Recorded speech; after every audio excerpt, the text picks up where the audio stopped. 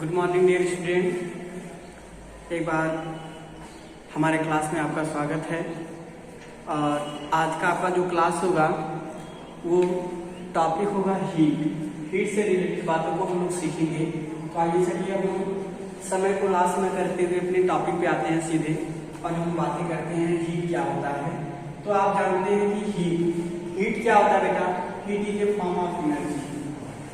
Heat is a form of energy.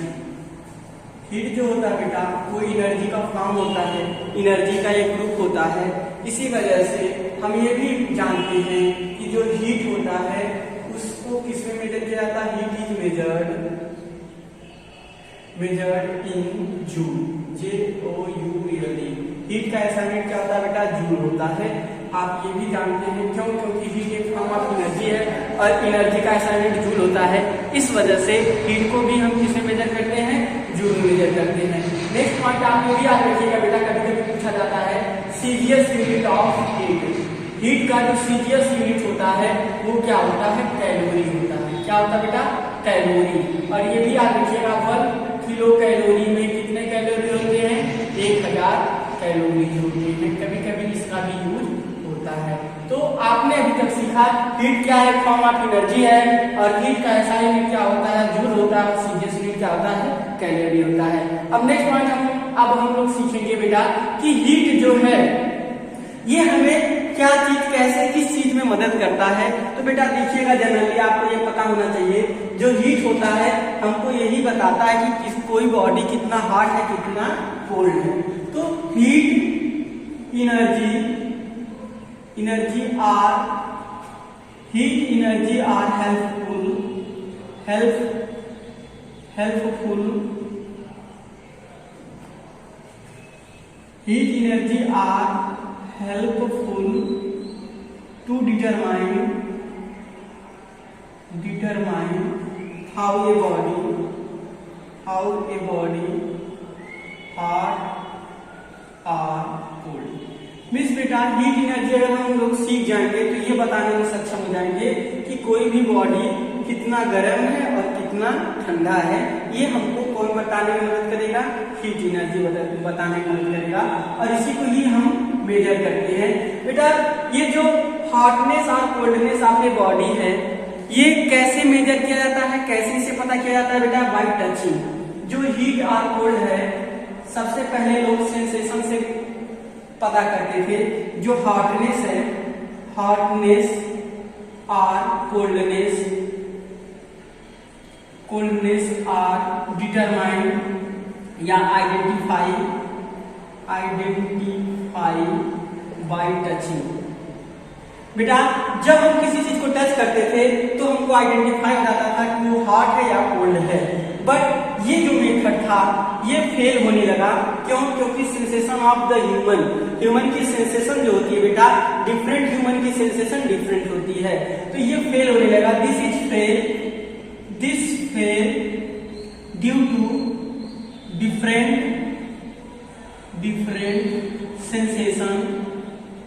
sensation of different human।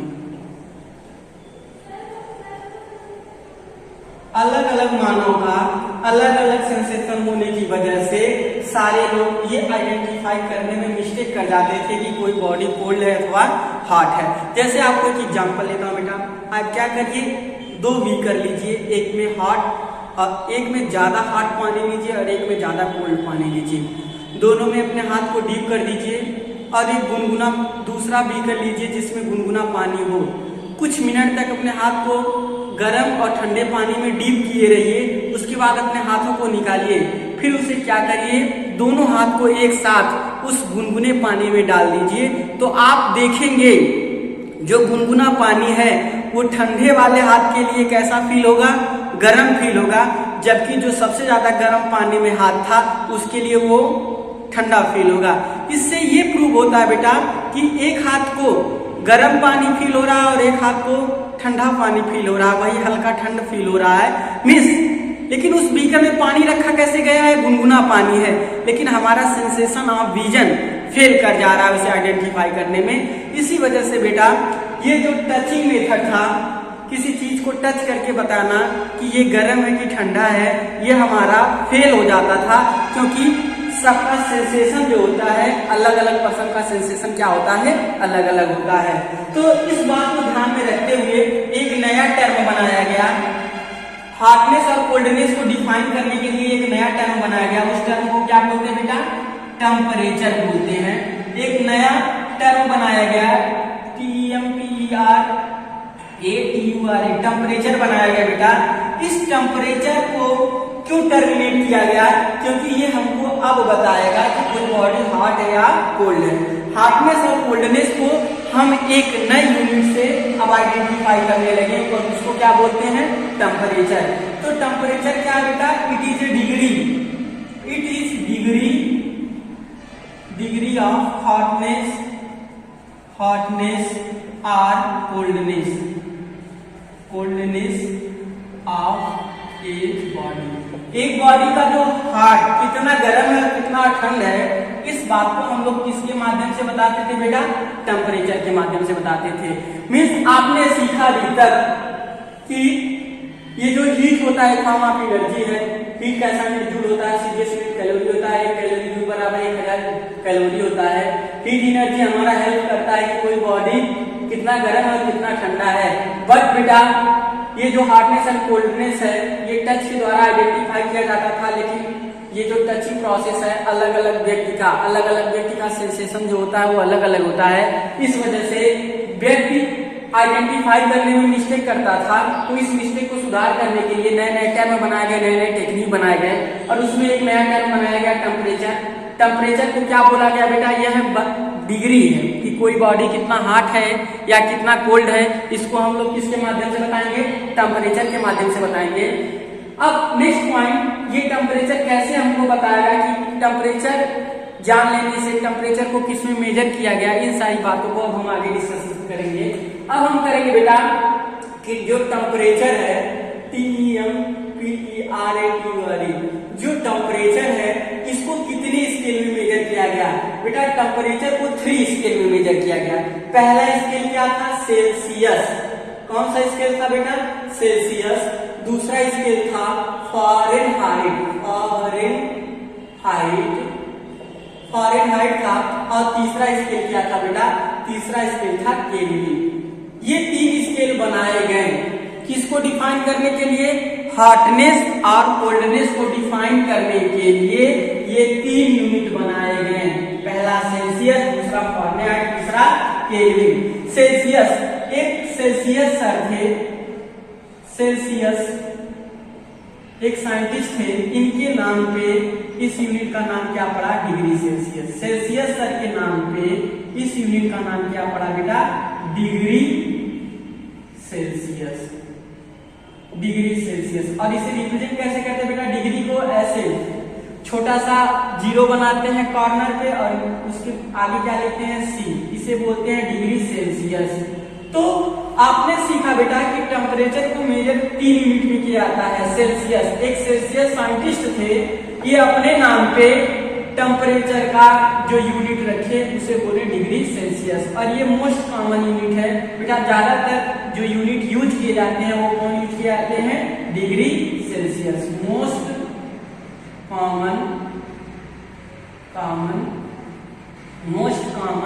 Scale. सबसे ज्यादा common scale था वो कौन सा स्केल यूज किया जाता था टेम्परेचर को मेजर करने के लिए, डिग्री सेल्सियस। और ये कौन दिया था, साइंटिस्ट, सेल्सियस साइंटिस्ट ने दिया था डिग्री सेल्सियस को मेजर करने के लिए। अब नेक्स्ट पॉइंट हम ये जानेंगे बेटा, एक डैनियल फ़ारेनहाइट थे, एक फ़ारेनहाइट सर थे। ये सर बोले कि टेम्परेचर को हम लोग और भी यूनिट में मेजर कर सकते हैं, और भी स्केल में मेजर कर सकते हैं। उस स्केल का क्या नाम इन्होंने दिया, डिग्री फ़ारेनहाइट।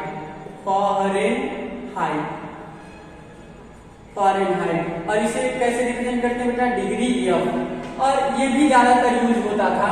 और एक पॉइंट ये भी याद रखिएगा बेटा कि डिग्री सेल्सियस को ज्यादातर यूज होता था, डिग्री फ़ारेनहाइट, ये डिग्री फ़ारेनहाइट को डिग्री लिख के F लिखते हैं।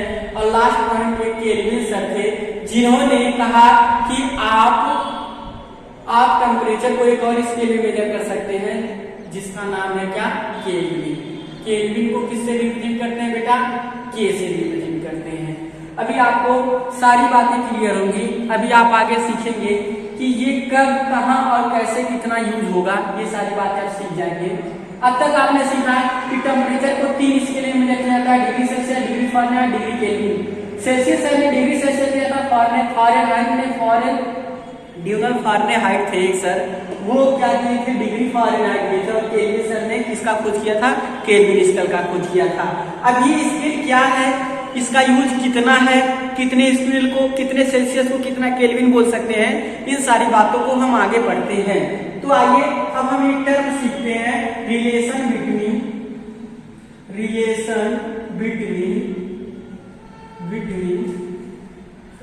Degree Celsius and degree Fahrenheit. Degree Celsius और डिग्री फारेनहाइट के बीच में हम लोग रिलेशन सीखेंगे।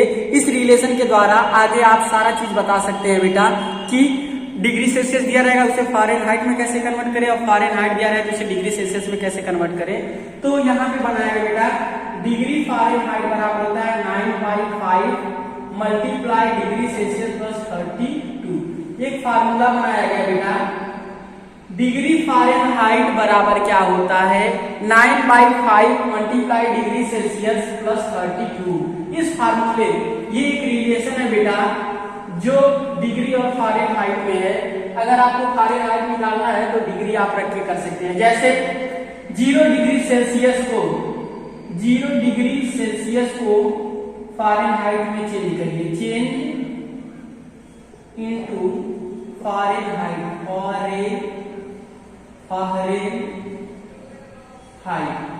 फारेनहाइट में चेंज करिए। तो बेटा आपको पता होना चाहिए फारेनहाइट में चेंज करना है, डिग्री जितना दिया है उसको लिख दें, मल्टीप्लाई 0 प्लस 32। तो 0 से किसी नंबर में मल्टीप्लाई करेंगे, आंसर कितना आएगा, 0 प्लस 32 मीन्स 0 डिग्री सेल्सियस को हम क्या बोल सकते हैं बेटा, 32 डिग्री फारेनहाइट। इस तरीके से डिग्री सेल्सियस को आप किसमें कन्वर्ट कर सकते हैं, फारेनहाइट में। अब आइए नेक्स्ट रिलेशन हम लोग सीखते हैं बेटा। नेक्स्ट रिलेशन सीखते हैं, डिग्री सेल्सियस और केल्विन में क्या रिलेशन होता है।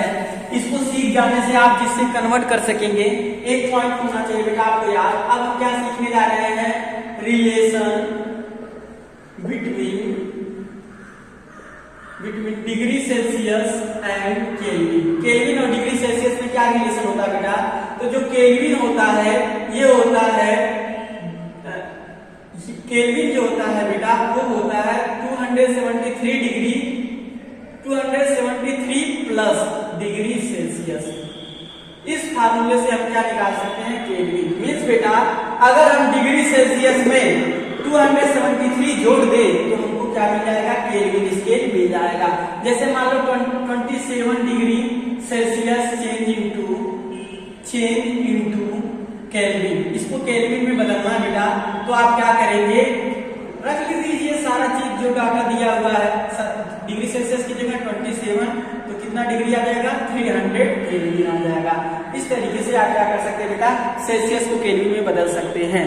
तो आज की क्लास में आपने सीखा रिलेशन बिटवीन सेल्सियस, टेम्परेचर को मेजर करने के 3 स्केल होते हैं और उन तीनों स्केल में आपस में कैसा रिलेशन है, इस बात को आपने सीख पाया। आइए हम अपनी बातों को आगे बढ़ाते हुए नेक्स्ट टॉपिक की बात करेंगे बेटा, कि इस टेम्परेचर को मेजर कैसे किया जाता है, किस डिवाइस से टेम्परेचर को मेजर किया जाता है।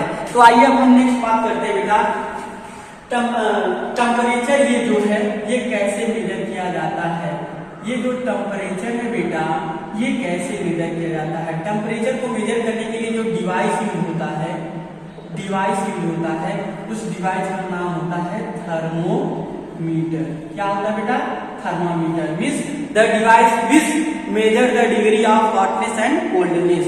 जो टेम्परेचर, जो किसी भी बॉडी के हॉटनेस और कोल्डनेस की डिग्री को मेजर करेगा, ऐसे डिवाइस को हम लोग क्या बोलेंगे, थर्मामीटर।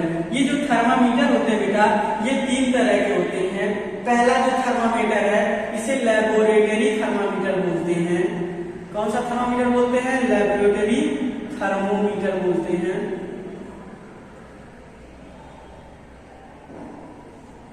Laboratory thermometer. दूसरा कौन सा होता है बेटा? Clinical thermometer. Clinical thermometer,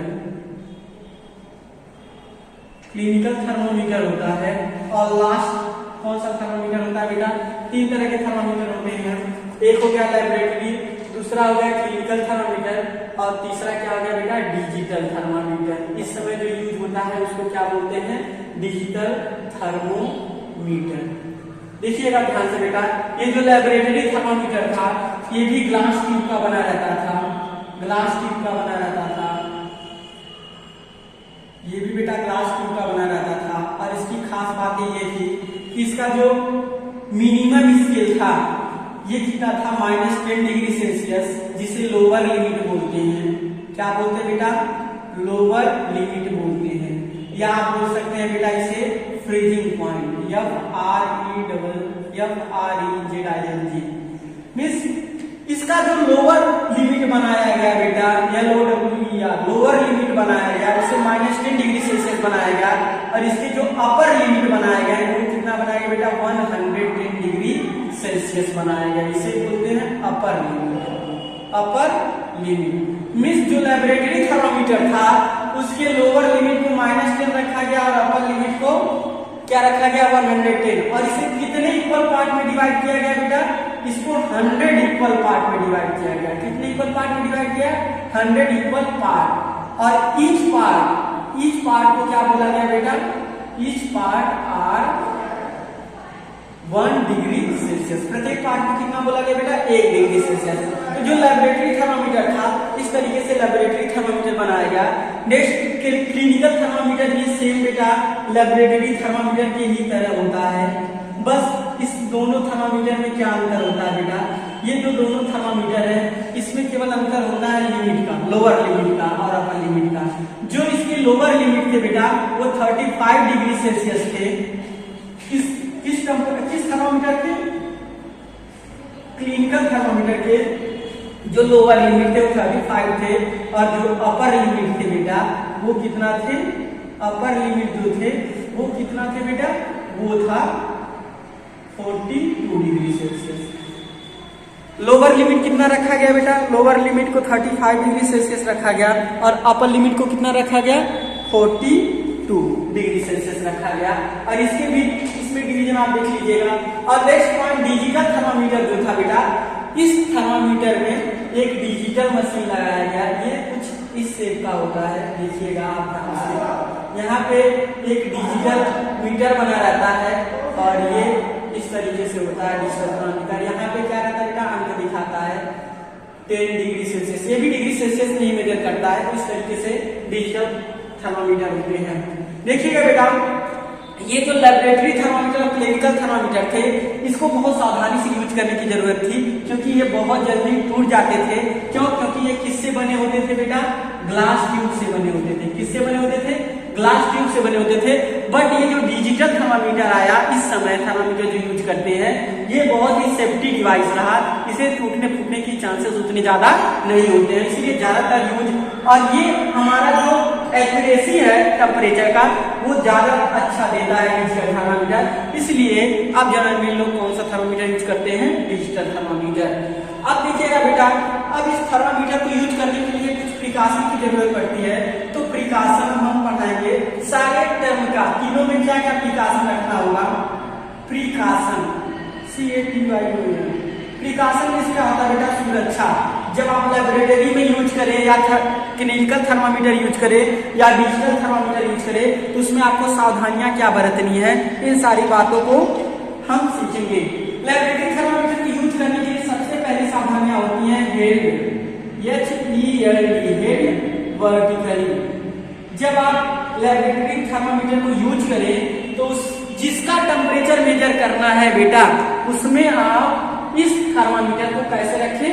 vertically. Same precaution तीनों में क्या करना बेटा? आपको जिसको भी मेजर करना है वहां पे आप क्या करेंगे? थर्मामीटर को ऐसे वर्टिकली रखेंगे। ठीक है ना? वर्टिकली रखने से आपका जो मेजरमेंट है वो करेक्ट आएगा। दूसरा पॉइंट आपको क्या करना बेटा? जिस भी सराउंडिंग का आपको टेम्परेचर मेजर करना है उससे आल साइड से ये क्या होना चाहिए? ढका होना चाहिए। Temperature the thermometer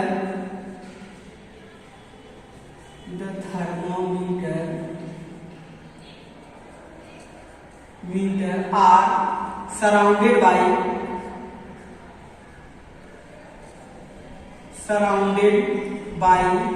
all sides of the body जिस बॉडी का आपको टेम्परेचर निकालना है बेटा, उसके चारों तरफ आपका थर्मामीटर ढका होना चाहिए। अगर ऐसा है तो आपका जो टेम्परेचर है वो करेक्ट आएगा। तीसरा पॉइंट बेटा, इसे कभी भी बल्ब की तरफ से होल्ड नहीं करना चाहिए। डू नॉट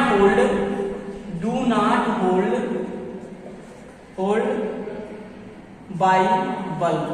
जो इसका बल्ब होता है बेटा, ये नीचे वाला सिस्टम होता है जिसे बल्ब बोलते हैं, इसको होल्ड नहीं करना चाहिए। और इसमें क्या फिलअप रहता है बेटा? मरकरी। क्या फिलअप रहता है? MERCURY मरकरी इसमें फिलअप रहता है बेटा। तो आपको ये ध्यान देना है कि इस थर्मामीटर को जब भी यूज करें तो बल्ब की तरफ आप थर्मामीटर को ना पकड़ें। और इसे जब आप पढ़े तो बेटा एकदम सामने से पढ़े, line of sight. Take read along line of sight. आप अपनी आंखों को एकदम सामने रखें जब भी आपको रीडिंग लेना रहे, तो इस बात का आप ध्यान रखेंगे तो आपकी जो भी वैल्यू है वो करेक्ट आएगी। ये सारी बातें तीनों थर्मामीटर में आप यूज करेंगे। क्लिनिकल थर्मामीटर, ये जो बेटा एक पॉइंट और भी है, ये जो मरकरी होता है ये पॉइजनस होता है, ये टॉक्सिक पदार्थ होता है, टॉक्सिक पदार्थ होता है बेटा। टॉक्सिक मीन्स होता है जहरीला। तो आप मरकरी, ये सब शीशे के बने रहते हैं, ग्लास ट्यूब, तो ग्लास ट्यूब को बहुत ही हिफाजत से रखने की जरूरत होती है, क्योंकि अगर ये ब्रेक कर गया तो इसके मरकरी बाहर आ जाएंगे। और मरकरी अगर आपके हाथ पे टच हो गए और लक बाई चांस आपने कभी भी अपने जीभ से टच कर लिया तो ये खतरा भी हो कर सकता है। तो इस तरीके से आपको थर्मामीटर को कभी भी बल्ब की तरफ से नहीं पकड़ना चाहिए, और जब इसकी रीडिंग ले तो सामने से लेना चाहिए। नेक्स्ट पॉइंट, एक खास बात होती है क्लिनिकल थर्मामीटर में बेटा, इसमें एक वर्ड यूज किया जाता है नीक, KINK, नीक होता है। ये इसमें केवल लगा रहता है क्लिनिकल थर्मामीटर में। क्योंकि क्लिनिकल थर्मामीटर का जो नीक होता है वो टेम्परेचर को बैक जाने नहीं देता है। Do not flow back. नीक लगने की वजह से टेम्परेचर दोबारा नीचे नहीं आ जाता। जैसे आप देखते हैं कि कभी भी जब आप डॉक्टर मेजर करता है आपका टेम्परेचर, आपके शरीर में टच करा देता है, तो थोड़ी देर के बाद जब वो देखता है तो ऐसा नहीं है कि जो निकाले आपके शरीर से तुरंत टेम्परेचर डाउन हो जाता है, ऐसा नहीं होता। क्योंकि वहां पे निक रहता है जो उसे बैक फ्लो होने से रोकता है। थोड़ी देर के बाद वो क्या होता है, टेम्परेचर डाउन होता है। नहीं तो आप देखते हैं वैसे रह जाता है। जब उसको ऐसे पूरा नीचे करते हैं बाई प्रेशर, तब जाके वो नीचे होता है, अन्यथा वो नीचे नहीं आता है। तो आपको आपकी जो आज की क्लास थी इसमें आपने थर्मामीटर, टेम्परेचर और हीट के बारे में सीखा। नेक्स्ट क्लास आपकी जो भी रहेगी उसमें आप ये सीखेंगे हीट के क्या इफेक्ट होते हैं, कंडेंसेशन क्या होता है, गुड कंडक्टर क्या होता है, कंडक्टर कैसे, हीट कैसे ट्रांसफर होता है एक फॉर्म से दूसरे फॉर्म में, कन्वेंशन, रेडिएशन, ये सब आप नेक्स्ट क्लास में सीखेंगे। आज की क्लास में बस इतना ही। हमारा वीडियो देखने के लिए धन्यवाद। अगर आपको अच्छा लगे तो बस लाइक और सब्सक्राइब जरूर करिएगा।